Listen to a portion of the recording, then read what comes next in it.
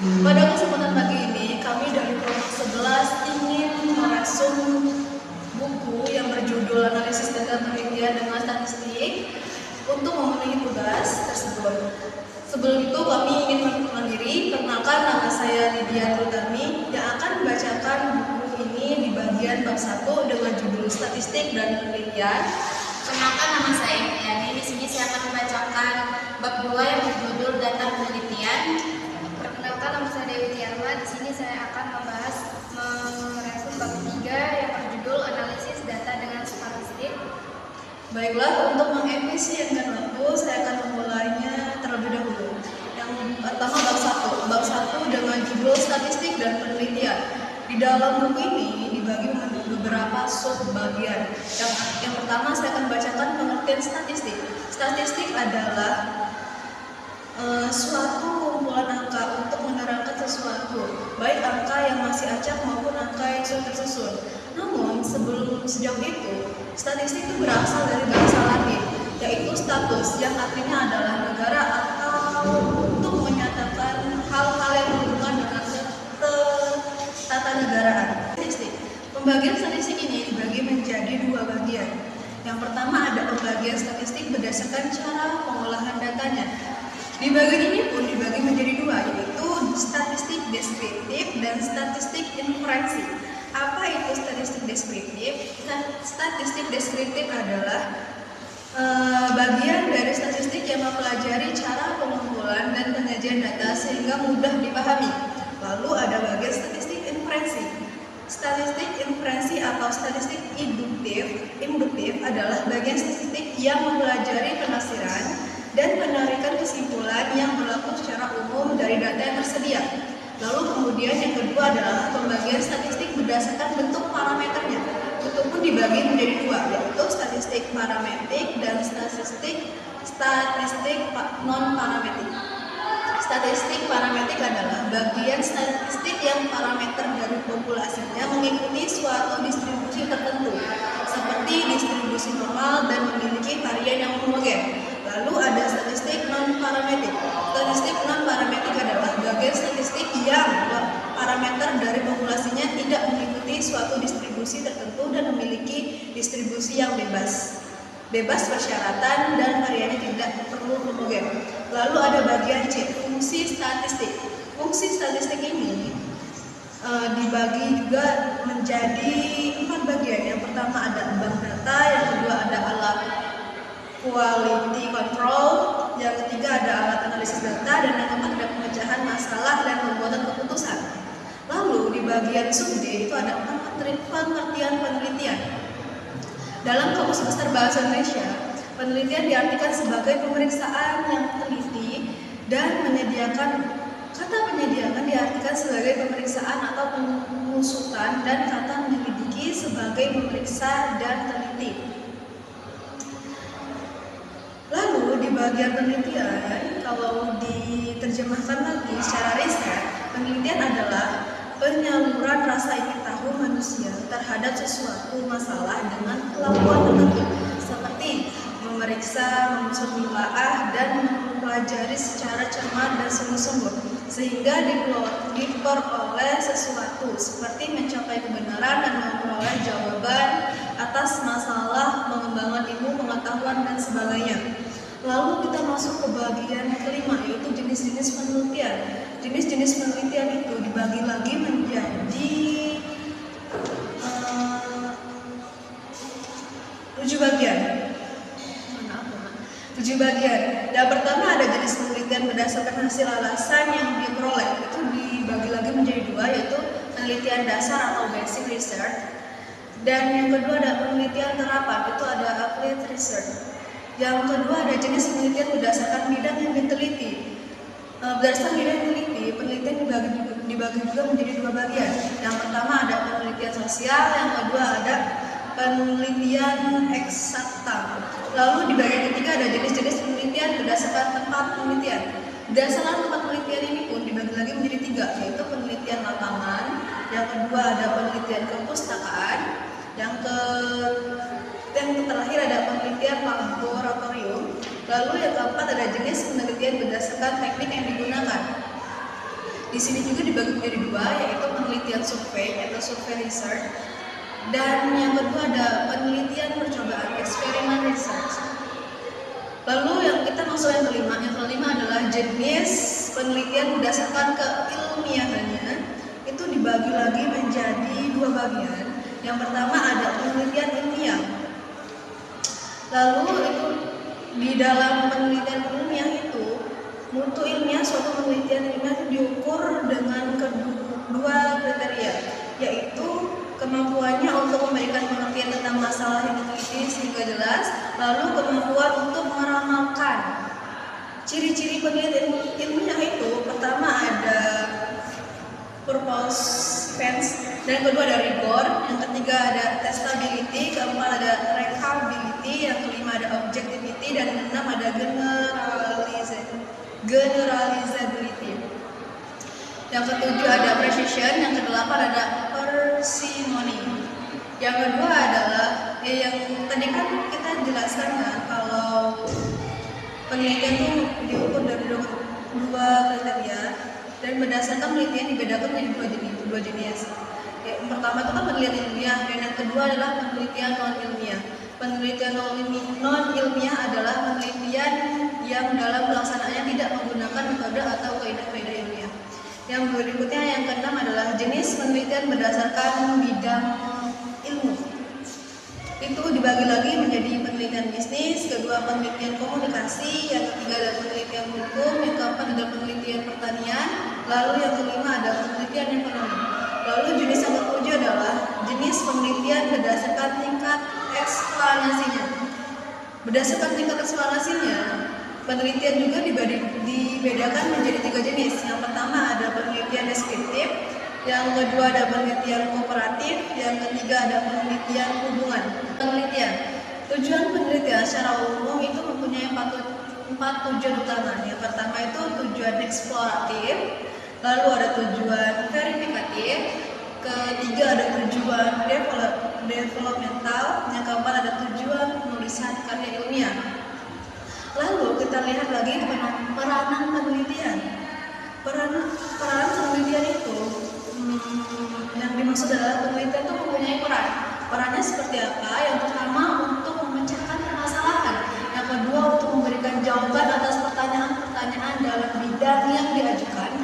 Yang ketiga itu untuk menambahkan pengetahuan untuk ilmu baru. Lalu kita masuk ke dalam persyaratan penelitian. Dalam persyaratan penelitian itu memiliki beberapa persyaratan. Yang pertama mengikuti konsep ilmiah, yang kedua sistematis, yang ketiga itu ada terencana. Lalu kita masuk pada bagian konsep-konsep dasar penelitian. Dalam konsep-konsep penelitian ini dibagi lagi menjadi lima bagian. Yang pertama ada konsep sendiri. Konsep adalah istilah terdiri dari suatu kata atau lebih yang menggambarkan suatu gejala atau menyatakan suatu ide atau gagasan. Lalu di dalam konsep juga ada konstruk. Konstruk adalah konsep yang dapat diukur dan diamati. Lalu yang ketiga ada variabel. Apa itu variabel? Variabel adalah konstruk yang sifat-sifatnya sudah diberi nilai dalam bentuk bilangan atau konsep yang mempunyai dua nilai atau lebih pada suatu kontinum. Lalu dalam variabel ini dibedakan lagi menjadi beberapa jenis. Yang pertama ada variabel bebas, yang kedua ada variabel terikat, lalu yang keempat ada variabel kategoris dan variabel kontinu. Baik, di dalam variabel ini, variabel adalah konstruk yang sifat-sifatnya sudah diberi nilai dalam bentuk bilangan atau konsep yang mempunyai dua nilai atau lebih pada suatu kontinum. Lalu dari jenisnya, variabel itu dibagi menjadi tiga jenis, yaitu berdasarkan hubungan, yang kedua berdasarkan sifat nilainya, yang ketiga berdasarkan dapat tidaknya dimanipulasi. Yang pertama berdasarkan hubungan, itu mencakup variabel bebas, kedua variabel terikat, lalu dalam berdasarkan sifat nilainya itu dibagi menjadi dua bagian, yaitu variabel kategoris dan variabel kontinu. Berdasarkan dapat tidak dimanipulasinya juga dibagi menjadi dua jenis, yaitu variabel aktif dan variabel atribut. Lalu yang keempat kita masuk ke hipotesis. Hipotesis adalah proporsi yang masih bersifat sementara dan masih harus diuji kebenarannya. Lalu kita masuk ke dalam pengukuran atau yang terakhir. Pengukuran adalah penggunaan aturan untuk menetapkan bilangan pada objek atau peristiwa. Selanjutnya kita masuk ke bagian teknik penelitian. Teknik penelitian adalah penggunaan alat dalam mengukur ataupun dalam mengumpulkan data. Ini semua dalam penelitian teknik itu meliputi pengukuran dan penelitian. Yang pertama itu ada pengukuran dalam penelitian. Pengukuran adalah usaha untuk memberikan nomor pada benda-benda atau peristiwa-peristiwa menurut suatu aturan tertentu. Pada dasarnya, pengukuran ini merupakan penggambaran suatu hubungan. Lalu dalam pengukuran penelitian ini dibagi lagi menjadi beberapa bagian. Yang pertama adalah skala atau tingkat pengukuran, lalu syarat-syarat pengukuran. Dalam teknik penelitian tadi kan dibagi lagi nih. Lalu yang kedua ini ada alat-alat pengumpulan data. Alat-alat pengumpulan data ini bisa berupa tes atau soal tes, lalu kuesioner atau angket, checklist, pedoman wawancara, dan yang terakhir adalah pedoman dokumentasi. Lalu ada prosedur penelitian. Prosedur penelitian ini adalah langkah-langkah atau urutan yang harus dilalui atau dikerjakan oleh suatu penelitian. Yang pertama itu ada tahap perencanaan penelitian, yang kedua ada tahap pelaksanaan penelitian, yang ketiga ada tahap penulisan laporan penelitian. Itulah dalam tahap penulisan laporan penelitian itu dibagi lagi menjadi beberapa bagian. Yang pertama ada mendefinisikan dan merumuskan masalah, lalu melakukan studi kepustakaan, lalu merumuskan hipotesis, menemukan model atau desain penelitian. Yang kelima mengumpulkan data, lalu keenam mengolah dan menyajikan informasi, dan yang ketujuh adalah menganalisis dan menginterpretasikan. Lalu yang berikutnya menggunakan generalisasi dan kesimpulan, dan yang terakhir membuat laporan. Lalu pada bagian terakhir ini ada juga hubungan antara statistik dengan penelitian. Hubungan ini mencakup dengan penelitian dapat dilihat dari parameter statistik terhadap penelitian. Yang pertama itu ada alat untuk menghitung besarnya anggota sampel dari sebuah populasi, lalu alat untuk menguji validitas dan reliabilitas instrumen, lalu ada teknik-teknik untuk menyajikan data penelitian dan alat untuk analisis data penelitian. Baik, untuk bab 2 akan dibacakan oleh rekan saya. Dipersilakan. Baik, di sini saya akan menjelaskan bab 2 yang berjudul data penelitian. Yang pertama, penelitian data. Data adalah bentuk jamak dari datum, merupakan keterangan atau informasi tentang suatu hal, bisa berupa fakta, angka, simbol, atau kode. Selanjutnya ada jenis-jenis data. Data perlu dikelompokkan sebelum digunakan dalam analisis. Yang pertama, data primer. Diperoleh langsung dari lapangan oleh penelitian atau pihak yang memerlukan, disebut juga data asli atau baru. Contohnya, kuesioner, service, observasi. Selanjutnya ada data sekunder. Diperoleh atau dikumpul dari sumber yang sudah ada oleh orang lain atau pihak sebelumnya. Dua, pengumpulan data menurut waktu kesimpulan. Yang pertama, data berkala, dikumpulkan dari waktu ke waktu untuk melihat perkembangan. Contohnya, perkembangan harga bahan pokok tiap bulan. Yang kedua, data gerak lintang, dikumpulkan pada satu waktu tertentu untuk gambaran keadaan saat itu. Contohnya, data sensus penduduk tahun 2010. Selanjutnya, yang ketiga, pengumpulan data menurut sifatnya. Yang pertama, data kualitatif, tidak berbentuk angka. Contohnya jenis kelamin, agama, warna, kedua, data kuantitatif berbentuk angka. Contohnya tinggi, panjang, umur. Di sini juga ada pengumpulan data menurut tingkat pengukuran skala. Yang pertama, data nominal. Data berdasarkan kategori tertentu, hanya menunjukkan perbedaan kualitas, hanya berupa label atau kode, tidak ada urutan, saling lepas, satu objek hanya di satu kelompok, tidak disusun secara logis. Contohnya jenis kelamin, satu pria, dua wanita. Yang kedua, data ordinal. Data berdasarkan urutan atau tingkatan, menunjukkan besar kecilnya objek. Ada peringkat tetapi juga antar peringkat belum tentu sama. Contohnya nilai A 80 sampai 100, yang B 65 sampai 79. Yang ketiga, data interval. Data berdasarkan atribut tertentu. Jarak antar data sama, bisa dijumlahkan atau kurang, tetapi tidak ada norm mutlak. Menunjukkan interval bukan kualitas absolut. Contohnya perbedaan nilai ujian antar siswa. Yang keempat, data rasio.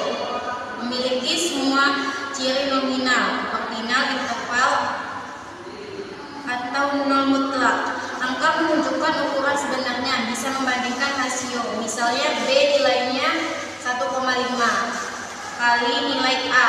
Contohnya nilai mata kuliah 60 dan 90. Tinggi badan, berat badan. Selanjutnya ada pengumpulan data menurut bentuknya.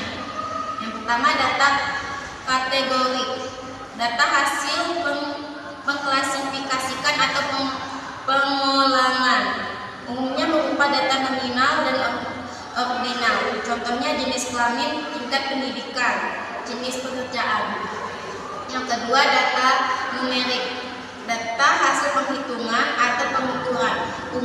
Umumnya berupa data interval dan rasio. Terbagi menjadi data dikrit berupa hitungan, tidak kontinu. Contohnya jumlah anak, banyak kendaraan. Yang ketiga, perlakuan data. Cara memproses data penelitian untuk mendapatkan hasil sesuai pola atau aturan tertentu.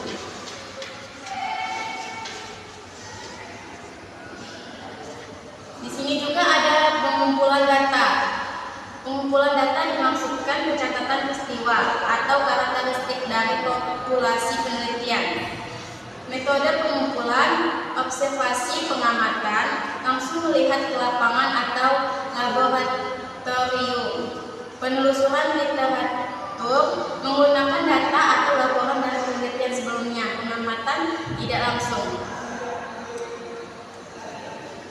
Dan di sini juga ada kuesioner, menggunakan daftar pertanyaan ditulis kepada responden, wawancara tanya jawab langsung dengan objek atau perantara. Yang kedua, pengelolaan data.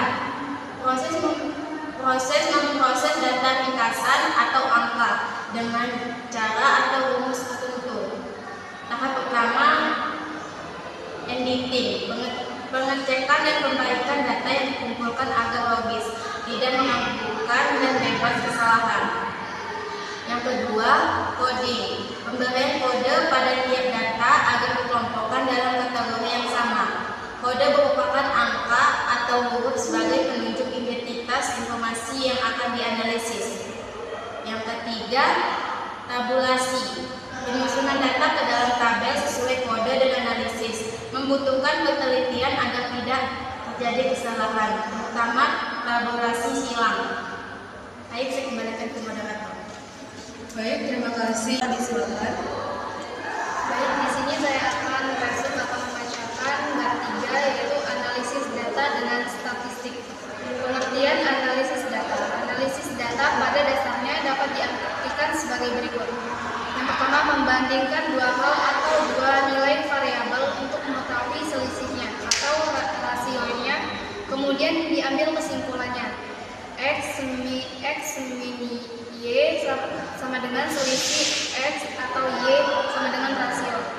Yang kedua, menguraikan atau memecahkan suatu keseluruhan menjadi bagian-bagian atau komponen-komponen yang lebih kecil agar dapat mengetahui komponen yang menonjol, membandingkan antara komponen yang satu dengan komponen yang lainnya.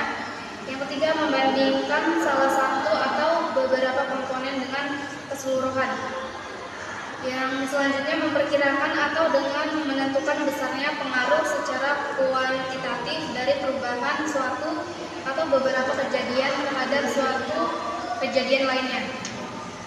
Ada juga tujuan analisis data. Tujuan analisis data antara lain yang pertama memecahkan masalah-masalah penelitian, yang kedua memperlihatkan hubungan antara fenomena yang terdapat dalam penelitian, yang ketiga memberikan jawaban terhadap hipotesis yang dijauhkan dalam penelitian, yang keempat bahan untuk membuat kesimpulan serta implikasi lain saran-saran yang berguna untuk kebijakan penelitian selanjutnya. Selanjutnya ada bentuk-bentuk analisis data. Yang pertama ada analisis kuantitatif. Analisis kuantitatif adalah analisis yang menggunakan alat analisis bersifat kuantitatif, yaitu analisis yang menggunakan model-model seperti model matematika, misalnya fungsi multivariat, model statistik dan ekonometrik. Yang kedua ada analisis kualitatif. Analisis kualitatif adalah analisis yang tidak menggunakan model matematika, model statistik dan ekonometrik atau model-model tertentu lainnya. Analisis data yang dilakukan terbatas pada teknik pengolahan datanya seperti pada pengecekan data dan tabulasi. Selanjutnya ada kelebihan analisis data dengan statistik. Yang pertama ada dengan statistik memungkinkan mendeskripsikan tentang sesuatu secara eksak. Yang kedua, dengan statistik memungkinkan seorang untuk bekerja secara eksak dalam proses dan cara berpikir. Yang ketiga, peneliti dapat memberikan rangkuman hasil penelitian dalam bentuk yang lebih berarti dan lebih ringkas karena memberikan aturan-aturan tertentu. Yang keempat, dapat menarik kesimpulan umum, membentuk konsep-konsep dan generalisasi. Yang lima, memungkinkan untuk mengadakan ramalan. Ujian hipotesis dalam analisis data. Pengertian hipotesis. Hipotesis adalah pernyataan atau dugaan yang bersifat sementara. Terdapat suatu masalah penelitian yang kebenarannya masih lemah, seperti harus diuji secara empiris. Hipotesis berasal dari kata hypo yang berarti di bawah dan tesa yang berarti kebenaran. Ciri-ciri hipotesis yang baik ada hipotesis harus menyatakan hubungan. Yang kedua, hipotesis harus sesuai dengan fakta. Yang ketiga, hipotesis harus sesuai dengan ilmu pengetahuan. Yang keempat, hipotesis harus dapat diuji. Yang kelima, hipotesis harus sederhana. Yang keenam, hipotesis harus dapat menerangkan fakta. Selanjutnya ada bentuk-bentuk rumusan hipotesis. Berdasarkan tingkat eksplanasi hipotesis yang akan diuji ada. Baik, selanjutnya ada bentuk-bentuk perumusan hipotesis. Bentuk perumusan hipotesis ini bergantung dari kriteria-kriteria yang menyertai hipotesis tersebut. Berdasarkan tingkat eksplanasi hipotesis yang akan diuji atau bentuk jenis masalahnya, maka rumusan hipotesis dapat pula dikelompokkan menjadi 3 macam sebagai berikut. Yang pertama ada hipotesis deskriptif. Hipotesis deskriptif adalah hipotesis mengenai nilai suatu variabel mandiri, tidak dalam bentuk perbandingan atau hubungan. Yang kedua ada hipotesis komparatif. Hipotesis komparatif adalah hipotesis mengenai nilai perbandingan antara satu variabel dengan variabel lainnya. Yang ketiga ada hipotesis asosiatif. Hipotesis asosiatif adalah hipotesis mengenai nilai hubungan antara satu atau lebih variabel dengan satu atau lebih variabel lainnya. hipotesis asosiatif adalah hipotesis mengenai nilai hubungan antara satu atau lebih variabel dengan satu atau lebih variabel lainnya. Rumusan hipotesis asosiatif sebagai berikut. Berdasarkan atas uji statistiknya, rumusan hipotesis dapat dibedakan atas dua jenis hipotesis sebagai berikut. Yang pertama ada hipotesis nol atau hipotesis nihil. Yang kedua ada hipotesis alternatif atau hipotesis kerja. Selanjutnya ada hipotesis penelitian dan hipotesis statistik. Hipotesis penelitian adalah hipotesis yang dibuat atau digunakan dalam suatu penelitian. Sementara itu, hipotesis statistik adalah hipotesis yang dibuat atau digunakan untuk menguji hipotesis penelitian. Contohnya ada hipotesis penelitian dan hipotesis yang selanjutnya ada pengertian pengujian hipotesis. Pengujian hipotesis adalah suatu prosedur yang akan menghasilkan suatu keputusan, yaitu keputusan dalam menerima atau menolak hipotesis ini. Dalam pengujian ini, keputusan yang dibuat mengandung ketidakpastian. Artinya keputusan yang bisa benar atau salah. Dalam menguji hipotesis ini ada beberapa langkah yang harus dilalui, dikenal dengan prosedur pengujian hipotesis sebagai berikut.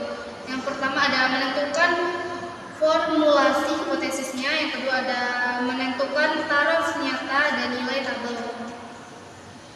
Yang ketiga ada menentukan kriteria pengujian.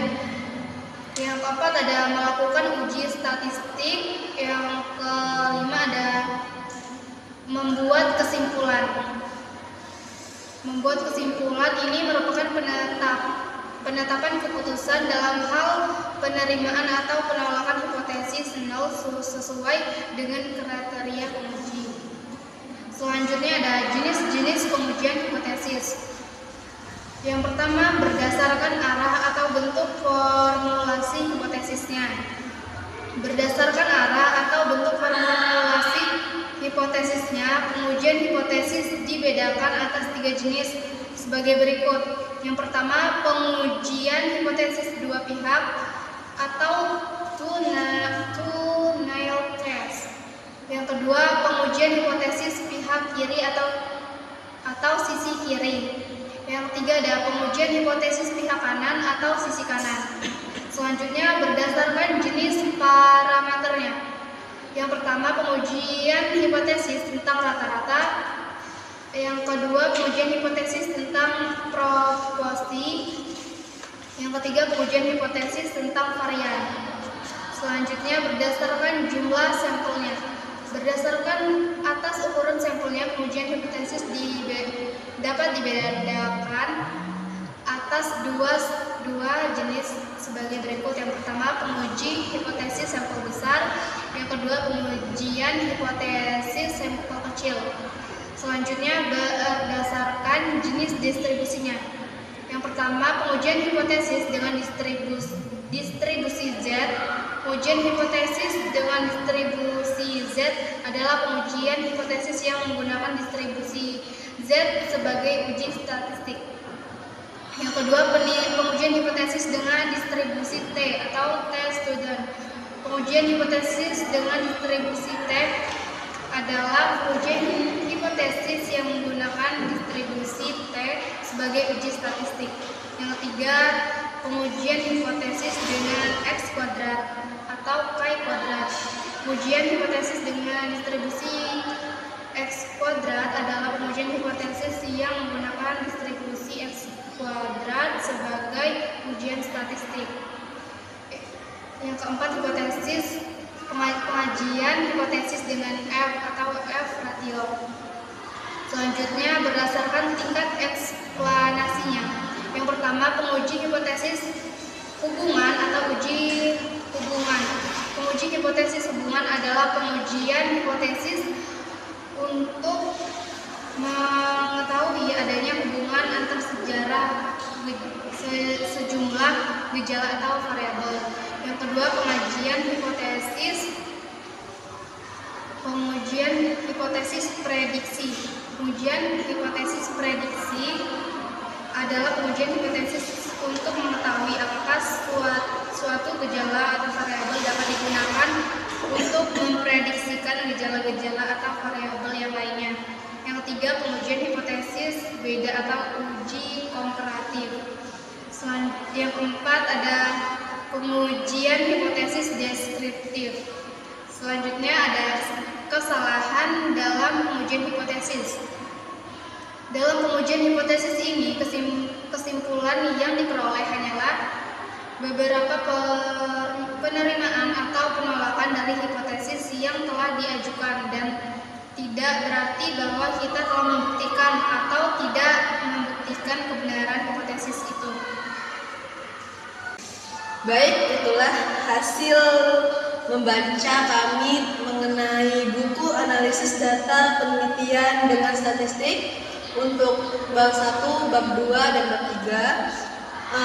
Terima kasih atas segala perhatian dan mohon maaf atas segala kekurangan. Kepada Allah kami mohon ampun. Akhirul kata, wassalamualaikum warahmatullahi wabarakatuh.